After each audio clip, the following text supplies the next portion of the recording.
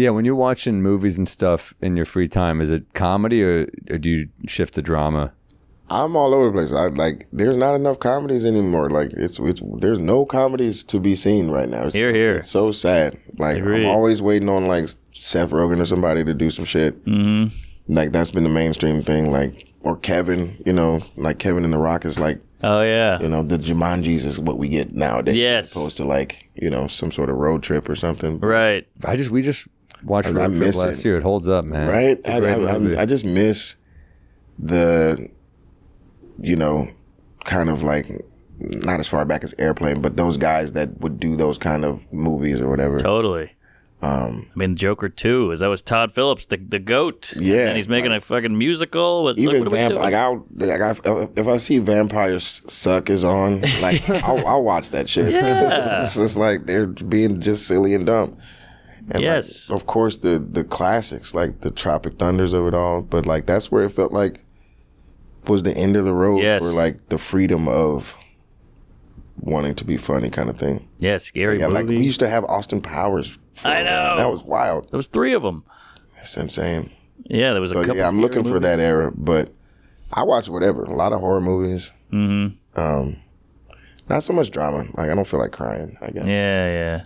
But well, we wrote a movie. We wrote a classic kind of raunchy comedy. Nice. Trying to get it out there. We'll see. We're working on it. I mean, the basketball is athletic. Love it. It should be allowed to be done. Yes. Like there's supposed to be a freedom of speech. It's weird too because everybody goes like Blazing Saddles is a classic, and you're like, well, then let's do it again. Let's do that that's what type. I'm saying. Like let the audience tell you. You know what I'm Yeah. saying? Like they keep trying to suppress, but then. You have the Shane Gillises that pop up out of that suppression. Right. You know what I'm saying? In the moment, did you think like we're making a mistake by firing him in that moment? I didn't really know much of the story, and like it's above my pay grade what they do with people's lives and careers like that. Yeah.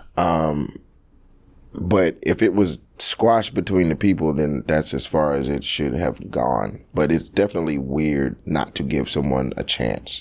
Yeah. And a chance to say their piece, a chance to whatever kind of thing. Cool they had him back eventually.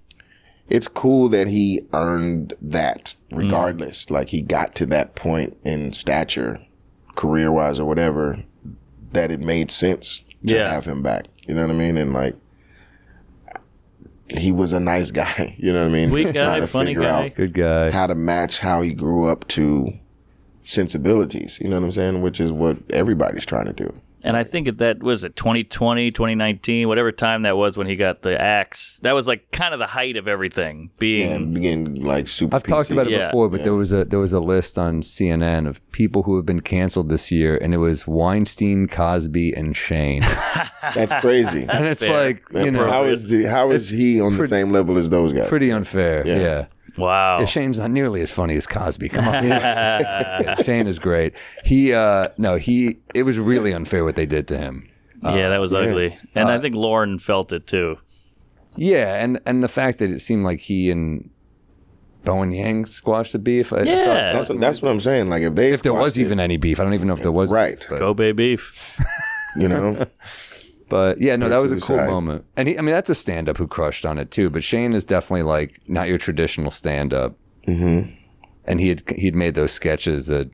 Oh yeah. But I feel like it might have been tough on him. You know what I mean? Like watching him host, and like if you watch the show, he's pretty similar in every sketch, and that takes a toll on a few different things. It takes a toll on the audience, or eventually, like just things start to become milder in reaction kind of thing, and that starts to fuck with people's heads kind of thing.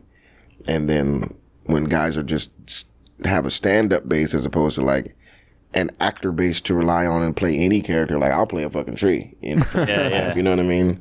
But I feel like stand-ups, like if they're not getting the pop from when I say something and I hear the pop of a laugh or some shit, I think it starts to like spiral motherfuckers out.